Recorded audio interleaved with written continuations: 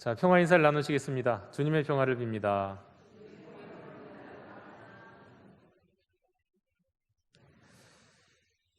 제가 어렸을 때 이제 평생 처음 호텔 뷔페를 갔던 날, 그날의 기억을 잊을 수가 없습니다. 남산 아래 명동역에서 나오면 지금도 있는 작은 호텔입니다. 친척 어른이 4장의 그 무료 티켓을 저희 가족에게 선물해 주셔서 온 가족이 호텔 뷔페를 처음으로 찾았습니다. 근데 저희 아버지나 어머니는 처음 가시는 게 물론 아니죠. 근데 저에게 있어서는 그때가 처음이었습니다. 뷔페도 처음이고 또 무료 식사 티켓 그런 게 있는 것도 처음 알았습니다. 무료 식사 티켓도 돈 주고 사주신 건지 어디서 나온 건지는 모르지만 하여튼 그런 게 전 처음 있었고요. 그래서 아주 신나면서 무척 긴장하는 마음으로 호텔 뷔페를 찾았습니다. 그런데 특별히 긴장했던 이유는 다른 데 있습니다. 뭐냐면 돈 내지 않고 무슨 티켓 갖고 갈 수 있다는 게 잘 안 믿겨졌습니다. 그때 당시에는. 그래서 이거 호텔에 갔는데 이걸로 안 돼요 그런 얘기 할까 봐, 또 먹고 나올 때 제출했더니 아니 이거 안 되고 돈 내야 돼요 이런 얘기 할까 봐 초등학생인 제가 괜히 그냥 긴장이 돼 갖고 뭘 먹었는지 기억 안 나는데요. 근데 다 끝나고 뷔페 다 먹고 나올 때 마음이 편안했던 기억 있습니다. 그때 당시에 저는 이 호텔 뷔페는 저에게 있어서는, 어린 저에게 있어서는 아주 벽이 높은 곳이었습니다. 함부로 갈 수 없는 그런 곳이었죠. 10여 년 전에 우리 영도교회에서 시골 학생들 데리고 와서 서울 여행을 시켜주는 일이 있었습니다. 제가 그 일정 짜고 인솔을 하게 되는였는데, 그때 그 시골 어린이들 이렇게 인솔을 할 때 사실은 어린이들이 신난 게 아니라 제가 신났습니다. 왜냐하면 전 서울이 고향인데요. 저도 처음 가보는 데가 서울에 많이 있었는데 거기 아이들 데리고 간 겁니다. 예를 들면 63빌딩 수족관, 저 그때 처음 가봤습니다. 네, 가까이 살면서도 못 가봤거든요. 근데 아이들을 데리고 그 덕에 끼어서 갔고요. 또 저에게서 가장 기억나는 건 청와대 구경 간 거였습니다. 아이들 청와대 갈 수 있다고 하더군요. 그래서 신청하고 신혼조회하고 갔는데 청와대 들어가서 한복판에 그 마당 이렇게 길을 막 걸어서 가더라고요. 걸어서 지나가고, 그리고 뉴스에서 이렇게 자주 나오는 그 건물이 나오는데 그 건물 안에 들어가고는 막 두리번두리하고 의자도 앉아보고 이런 것을 체험을 하게 해주는 겁니다. 아이들은 잘 몰랐을 거예요. 청와대가 어떤 데인지 잘 모르고, 제가 더 잘 알죠. 뉴스에서 늘 봐왔던 곳이니까요. 제가 더 신났습니다. 근데 그러면서 이런 데 이렇게 걸어다녀도 되나? 내가 이런 데 와도 되는 건가? 이런 생각이 그때 들었었습니다.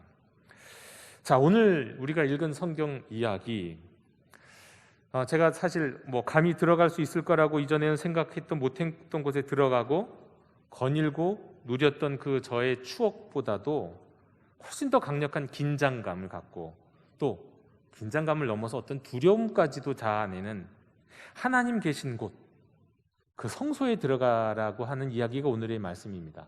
들어가자, 들어갈 수 있다, 이런 말씀입니다. 이 성소가 어떤 곳입니까?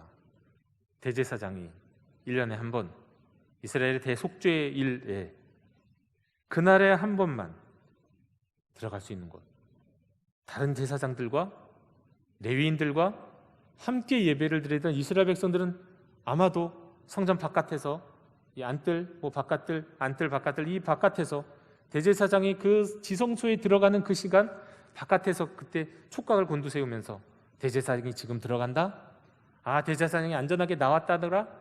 이렇게 아마 기다리면서 있었을 그때, 오직 대제사장만 혼자 1년에 한 번 들어갈 수 있는 곳, 그것이 성소 아닌가요? 하나님의 임재가 있기 때문에. 그래서 다른 사람들은, 보통 이스라엘 백성들은 내가 저곳에 들어갈 거는 상상도 못하는 그런 곳입니다.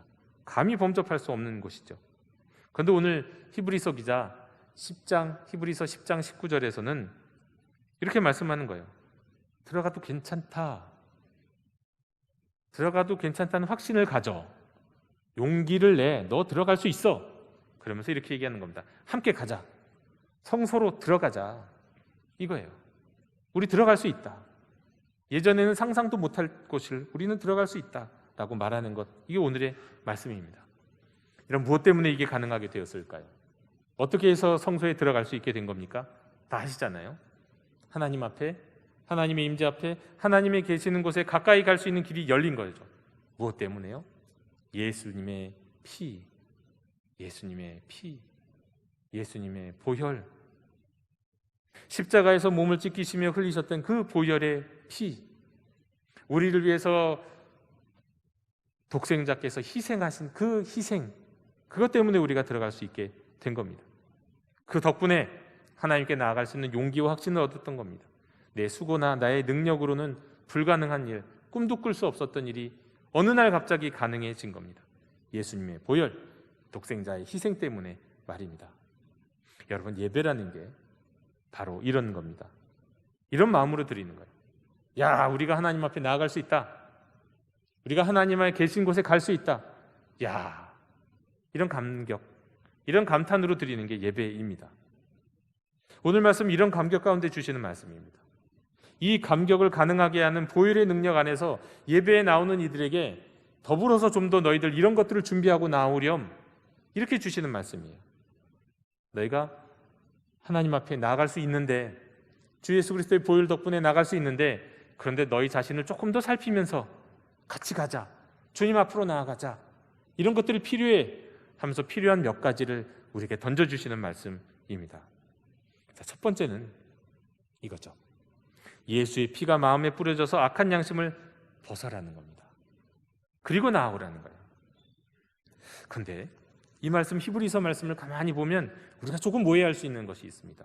뭐냐면요, 예수의 피가 마음에 뿌려져서 악한 양심을 벗고 간다라고 하면 주님의 보혈의 능력, 보혈의 피, 우리가 사실 좀 이따가 예배 끝나고 찬양도 할 거지만, 그런데 그 보혈의 피, 보혈의 능력이 마치 무슨 성수처럼, 세례받을 때 세례물이나 성수처럼 막 뿌려지는 걸 생각할 수 있죠. 그리고 마치 주문 또는 무슨 부적처럼 생각하는 수도 있습니다만 그건 아닙니다.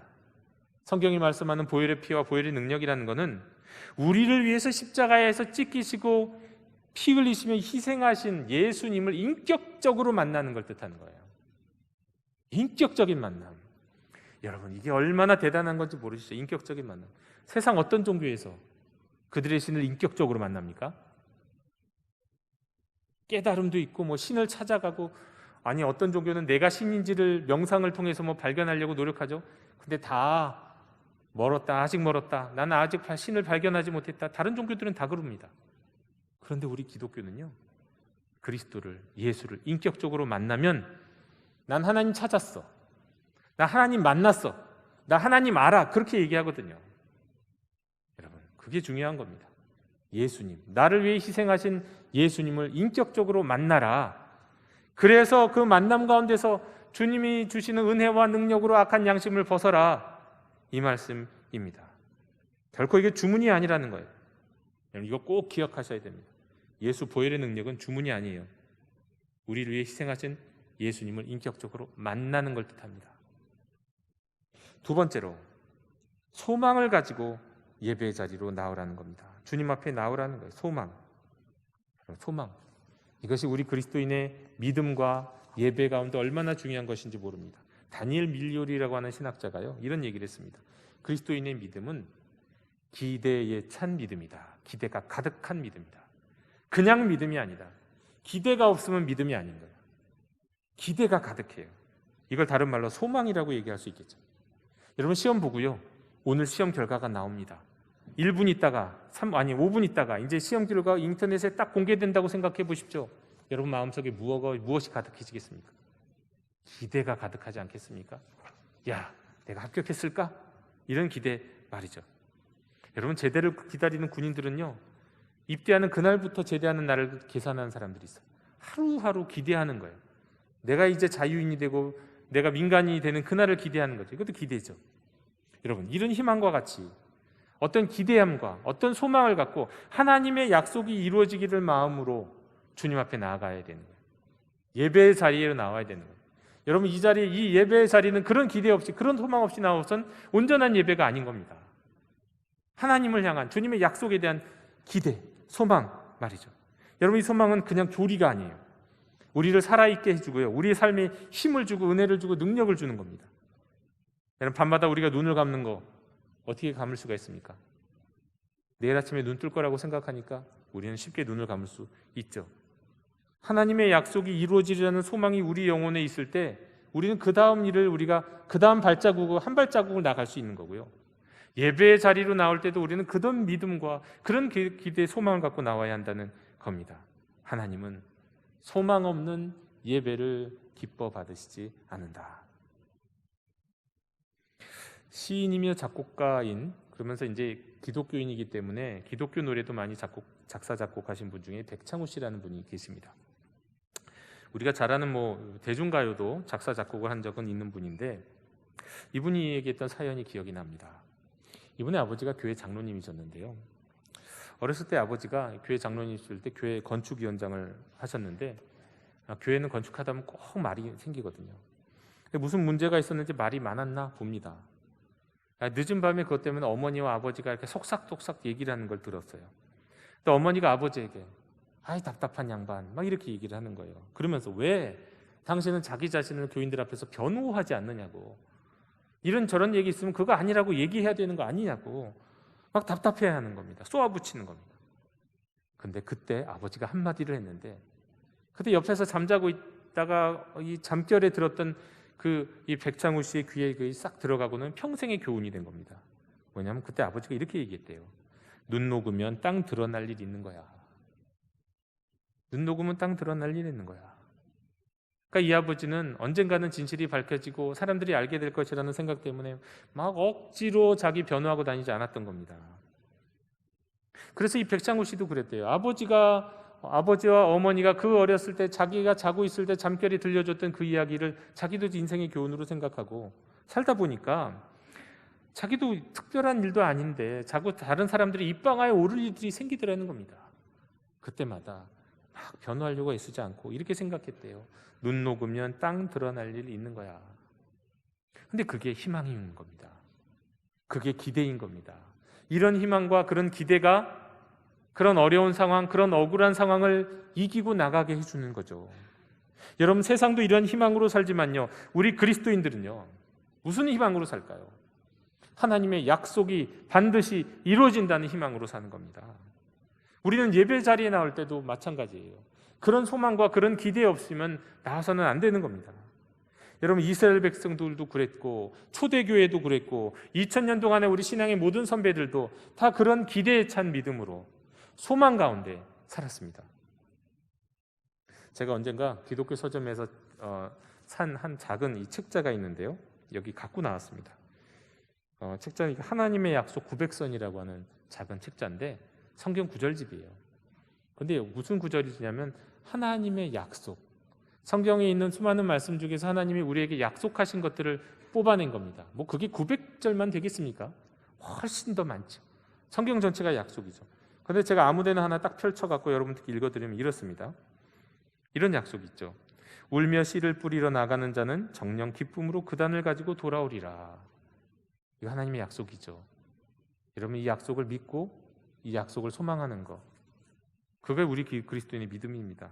상심한 자를 고치시며 저희 상처를 싸매주시는도다. 하나님이 상처를 싸매주실 거야. 그런 기대와 그런 소망으로 살아가고 그런 소망 가운데 예배의 자리로 나아가야죠.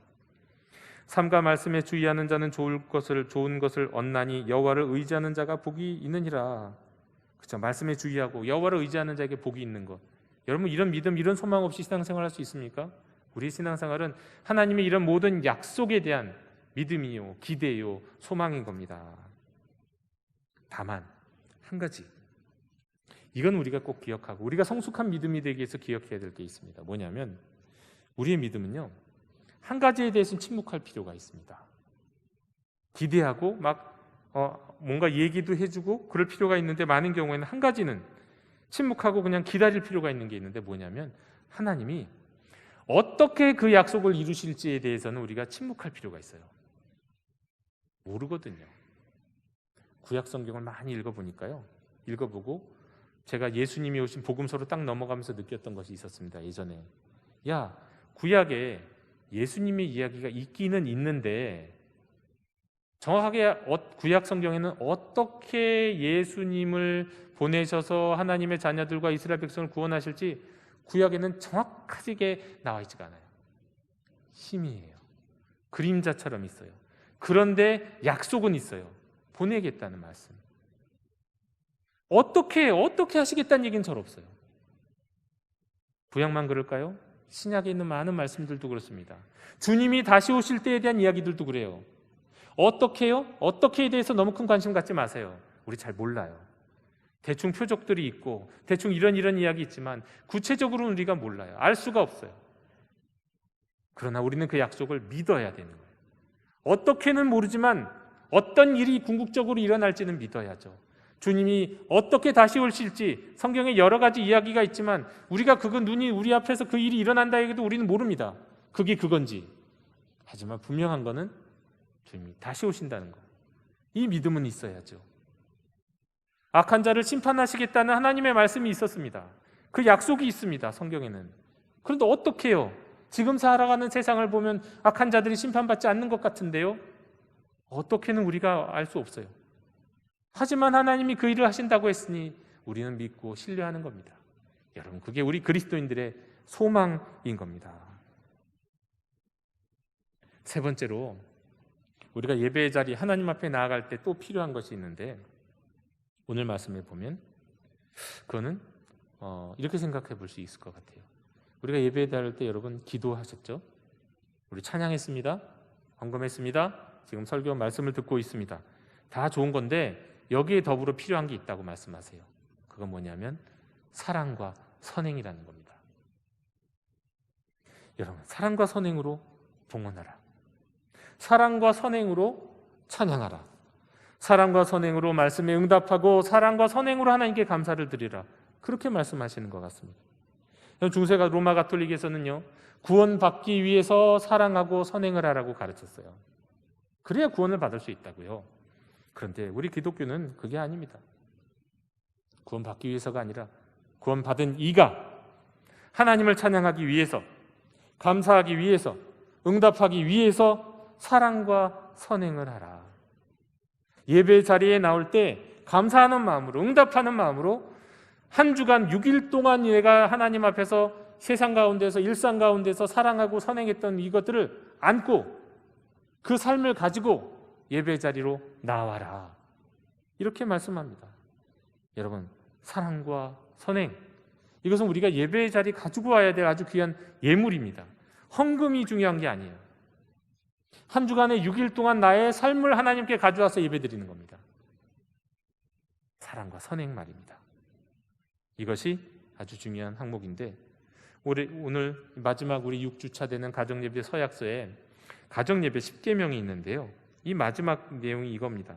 가정예배를 드리며 서로 돌아보아 사랑과 선행을 격려하는 시간을 가진다. 우리가 주일 예배 때는 이렇게 앉아서 서로 간에 사랑했던 것, 선행했던 것들을 격려하는 시간 갖기 어렵죠.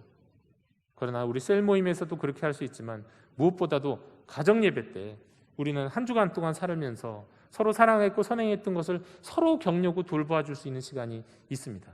여러분, 참 이거는 예배 아주 아름다운 모습입니다. 주일 예배 때 할 수 없는 것들을 여러분 가정 예배를 통해서 사랑과 선행을 격려하는 시간을 가질 수 있으면 좋겠습니다. 그리고 주일 예배 때는 한 주간의 삶에 내가 하나님 앞에서 살았던 사랑과 선행을 기억하면서 하나님, 내가 예물을 많이 못 드리지만 지난 한 주간 동안 내가 이렇게 사랑하려고 노력했고 이렇게 주님이 기뻐하시는 선행을 하기 위해서 노력했습니다. 이 모습을 기억하시고 받아주십시오 하고 하나님께 그런 마음으로 봉헌하는 겁니다. 그것이 온전한 예배요, 참된 예배입니다. 우리는 주 예수 그리스도의 십자가의 보혈의 능력으로 우리를 위하신 하나님의 예수 그리스도의 희생으로 성소, 하나님 계신 곳에 감히 나아갈 수 있는 존재가 되었습니다. 담대히 나아갈 수 있는 존재가 되었습니다. 그때 그 담대히 하나님 앞에 나아가는 것이 예배라고 한다면 여러분, 주님 앞에 나갈 때 오늘 세 가지 말씀을 드렸죠. 인격적으로 주님을 만나고 나아가라. 인격적으로 소망을 가지고 주님 앞에 나아가라. 그리고 한 주간의 사랑과 선행을 담아서 주님 앞에 나아가라. 오늘 히브리서 10장 19절에서 25절까지의 말씀이 오늘 우리에게 주시는 핵심적인 이 말씀입니다. 그리고 이 말씀을 통해서 한 가지를 오늘 말씀에 보면 덧붙여서 우리에게 말씀하시는 것이 있습니다. 이런 것을 가지고 가면서 이것은 주의해라. 뭐냐? 모이기를 피하는 어떤 사람들의 습관과 같이 하지 말라. 말씀합니다. 모이기를 피하는 어떤 사람들의 습관, 야, 오늘날 코로나 시대에 우리에게 딱 주시는 말씀 같이 느껴지지 않습니까?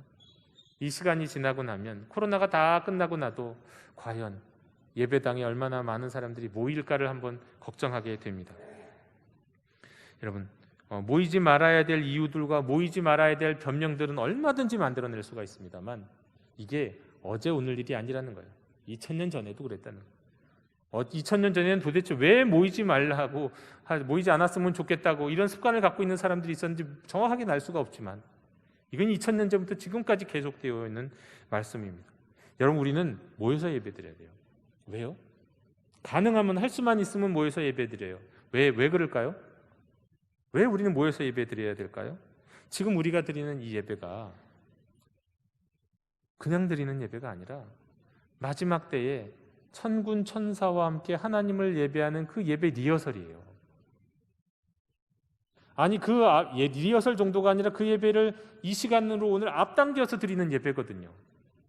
지금 여러분은 온전한, 여기서 우리가 참으로 예배를 드린다고 한다면, 우리가 지금 이 자리가 사이사이가 너무 많이 비어 있지만, 이 자리가 하나님 앞에 믿음으로 예배드리고 인격적으로 주님을 만난 가운데, 소망 가운데 사랑과 선행으로 예배를 드리면, 이 자리는 여러분 그 사이사이 자리에 아무도 없는 게 아니라 천군 천사가 함께 앉아서 함께 예배드리는 이 종말론적인 예배의 자리가 되는 겁니다.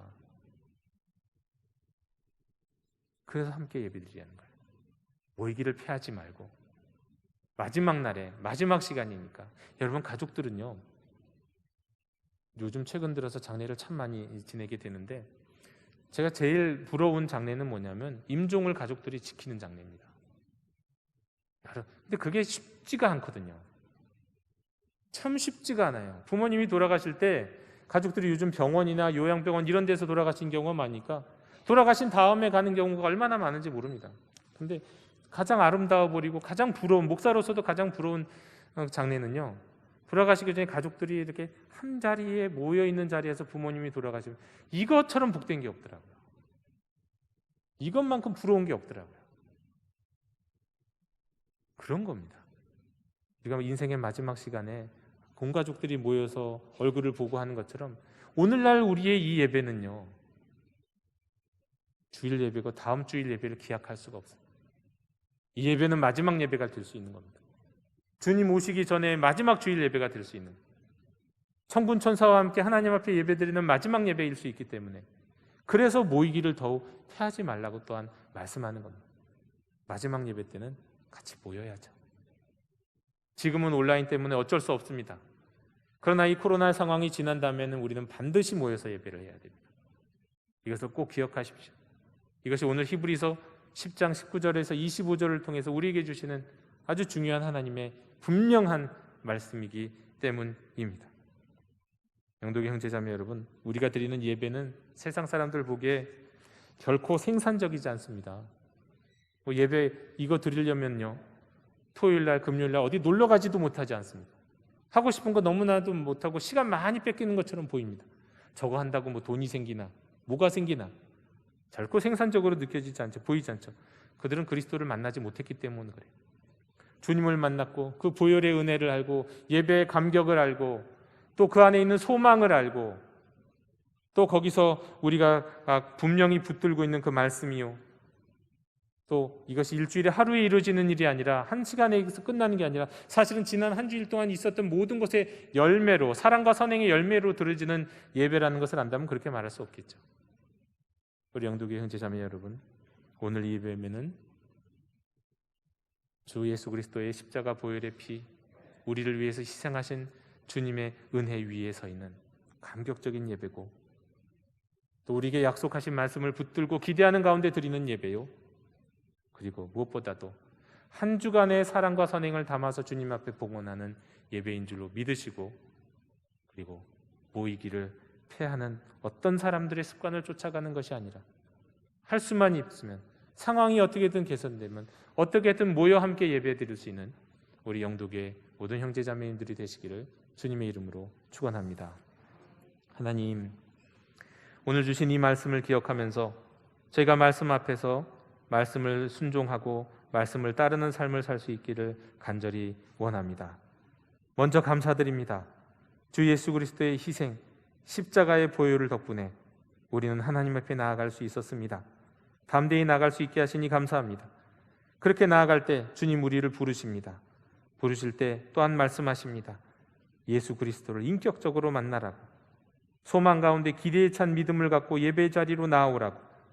그저 이 시간 몸만 나오는 것이 아니라 한 주간의 일상의 삶을 통해 일상의 사랑과 선행의 삶을 다 모아서 하나님께 봉헌하라고 그렇게 말씀하십니다. 이 말씀에 순종하는 저희들 될 수 있도록 도와주옵소서. 그리하여 천군 천사와 드리는 마지막 때의 예배를 드리듯 한 주 한 주 은혜로운 예배를 드리는 저희들 되게 해 주시옵소서. 모이기를 피하는 어떤 사람들의 습관을 쫓지 않게 하시고 기회를 얻어서 가능하면 함께 모여 하나님을 찬양하며 예배하는 저희들 되도록 인도해 주시옵소서.